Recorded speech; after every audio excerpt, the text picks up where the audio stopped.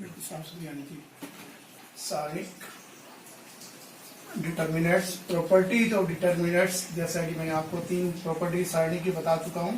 चौथी सारणी की प्रॉपर्टी बताने के लिए जा रहा हूँ।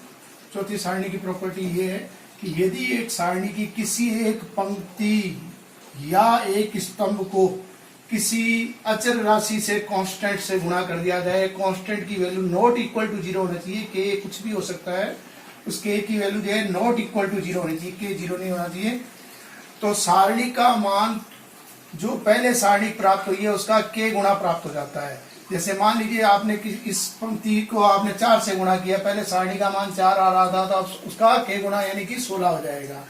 तो यदि किसी सारणी की कोई पंक्ति या स्तंभ को किसी प्रत्येक एलिमेंट्स को किसी अचर राशि से गुणा कर दिया जाए तो सारणी का मान भी के गुणित हो जाता है। प्राप्त जो पहले सारणी थी उसका उतना ही मल्टीप्लाई हो जाएगा जितने से आपने उसको मल्टीप्लाई किया है, उस एलिमेंट्स को, सारे अवयवों को। जैसे ये मैंने सारणी के लिए आपके पास में A1 B1 C1 A2 B2 C2 A3 B3 C3, इसका मैंने सॉल्यूशन किया है।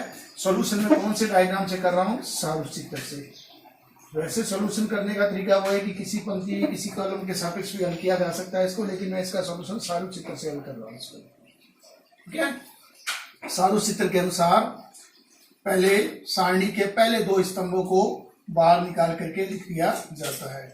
फिर आप इसका इस तरह से क्रॉस काटिएगा, इसको कहते हैं अग्र विकिरण। इस प्रकार से इधर से चलिएगा पश्च विकिरण। ठीक है, अग्र विकिरण के अवयवों का गुणनफल देखिए, A1 B2 C3 A1 B2 C3 B1 C2 A3 B1 C2 A3 C1 A2 B3 C1 A2 B3। अग्र विकिरण के अवयवों के गुणनफल का योग माइनस पश्च विकिरण के अवयव, पश्च विकिरण है A3 B2 C1 B3 C2 A1 plus C3 A2 B1। अग्र विकिरण के अवयवों के गुणनफल के योग में से पश्च विकिरण के अवयवों के गुणनफल के योग को घटाने पर सारणी का मान प्राप्त हो जाता है। ये इस सारणी की वैल्यू आई है। अब मैं इसकी कोई भी पंक्ति या कॉलम को के से मल्टीप्लाई करूंगा तो ये जो वैल्यू आई है वो के से मल्टीप्लाई हो जाएगी पूरी। ये मैं प्रूव करने के लिए जा रहा हूं कि यदि किसी सारणी की कोई पंक्ति या स्तंभ को किसी कांस्टेंट से मल्टीप्लाई किया जाए तो कांस्टेंट नॉट इक्वल टू 0 होना चाहिए। यदि आपने 0 से मल्टीप्लाई किया तो सारी टेबल ही 0 हो जाएगी, टेबल की वैल्यू 0 हो जाएगी। इसलिए नॉट इक्वल टू 0 नेगेटिव भी हो सकता है कांस्टेंट, पॉजिटिव भी हो सकता है, कोई भी कांस्टेंट से मल्टीप्लाई कर सकते हैं। ठीक है, तो अब ये सारणी की वैल्यू मैंने फाइंड की है सारे चित्र के द्वारा। अब मैं इसकी कोई भी पंक्ति या स्तंभ को किसी अचर राशि से गुणा करूंगा, के से गुणा करूंगा, फिर देखूंगा कि सारणी का मान कितना मल्टीप्लाई हो गया है, वो आपको मैं प्रूव करूंगा। हाँ, तो अब मैंने क्या किया है आपके सामने कि ये जो सारणी की जो पहली रो है इसको मैंने के से मल्टीप्लाई कर दिया है। यानी कि R1 में ऑपरेशन किया है। क्या ऑपरेशन किया है? संक्रिया लगाई है कि R1 को के से मल्टीप्लाई कर दिया। इस सारी की सारी के क्या है? Is not equal to 0। के एक अचर राशि है। इस पहली रो को मैंने के से मल्टीप्लाई कर दिया, second row as it is और third row as it is. इसको सॉल्व करने के लिए इसके दोनों कॉलम को मैंने बाहर निकाल के रखा। इस प्रकार से सॉल्व करना सारूप डायग्राम कहलाता है। अब मैंने इसको इस प्रकार से तिरछा काटा है, इस प्रकार से। इसको अग्र विकिरण बोलते हैं। ये पीछे से इस तरह से काटा, इसको बोलते हैं पश्च विकिरण। 2 एलिमेंट कल भी मैंने आपको बताया था कि इस प्रकार के होंगे जो ढके नहीं जाएंगे लाइनों से। ये 2 एलिमेंट रह जाएंगे इस प्रकार से। अब मैंने इसको सॉल्व किया, देखिए के A1 B2 C3 के A1 B2 C3 के B1 C2 A3 के B1 C2 A3 प्लस के C1 A2 B3 प्लस के C1 A2 B3। ये है अग्र विकिरण के अवयवों के गुणनफल का योग माइनस पश्च विकिरण यानी पीछे से। इस प्रकार से देखो के A3 B2 के A3 B2 C1। फिर चलिए इस तरह से पश्च विकिरण को B3 C2 के A1 B3 C2 के A1। फिर इसके बाद इस चलिए C3 A2 के B1। ये देखिए C3 B2। अब आप टोटल में से देखिएगा, इस पूरे में से आपके सामने के का डिवाइड हो रहा है, यानी के इसमें से कॉमन आ रहा है। इस पूरे में से भी के कॉमन आ रहा है, उस के को मैंने बाहर कॉमन ले लिया, यानी के का इस टोटल एलिमेंट्स में डिवाइड कर दिया। अब बाकी आपके पास में ये बचा जो पहली सारणी का मान था A1 B2 C3 B1 C2 A3 C1 A2 B3। इधर के मैंने कॉमन लिया A3 B2 C1 A1 C2 B3 और B1 A2 C3।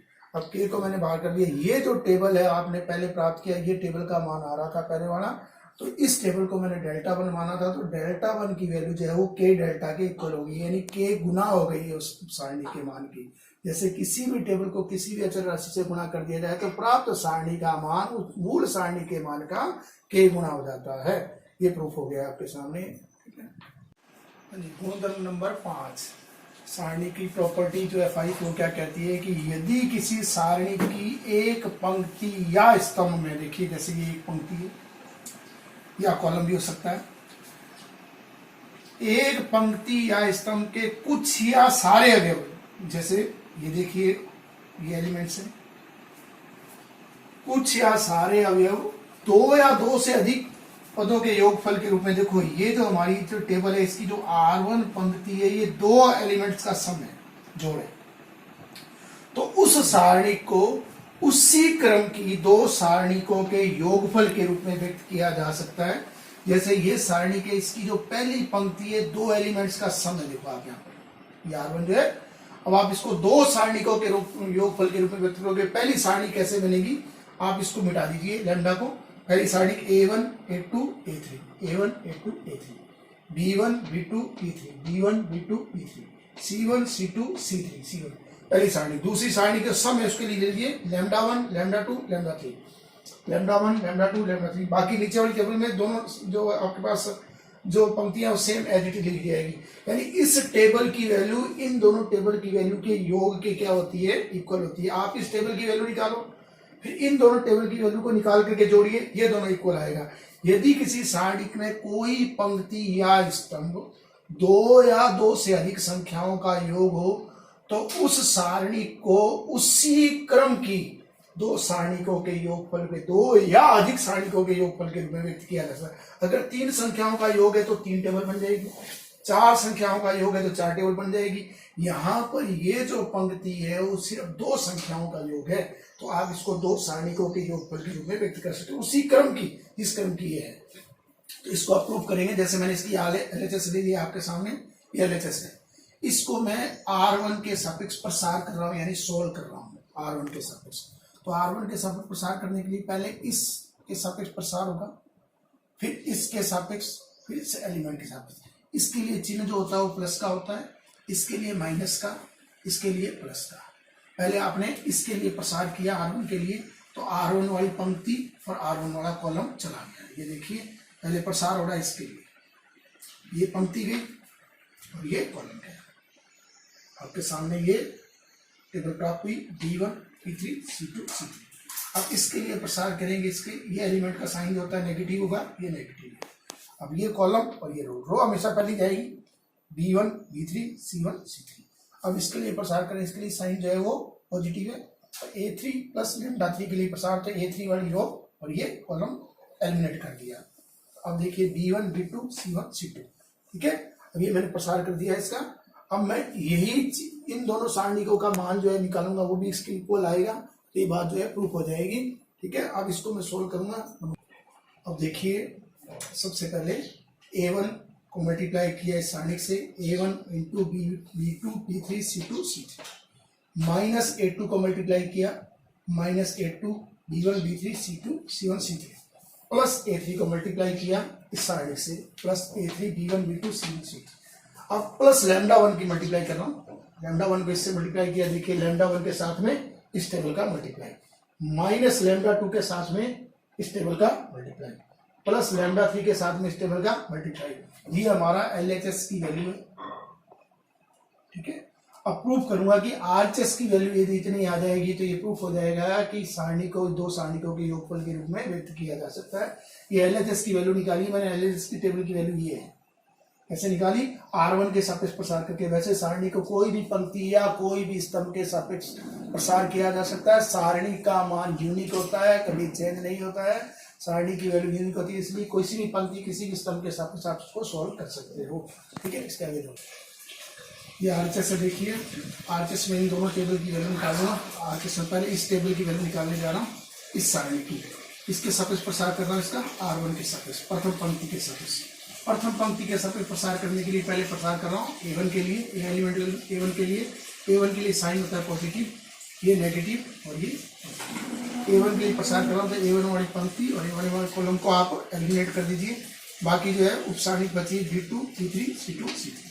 फिर प्रसार हो रहा है -A2 के लिए, ये -A2, तो A2 वाली रो और A2 वाला कॉलम को आप एलिमिनेट कर दीजिए, B1, B3, C1, C3।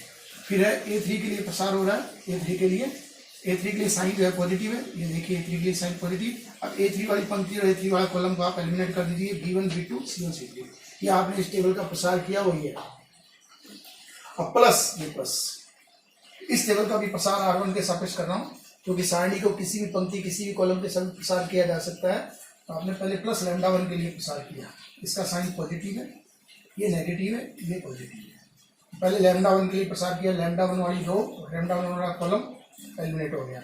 B2, B3, C2, C3, ये देखिए B2, B3, C2, C3।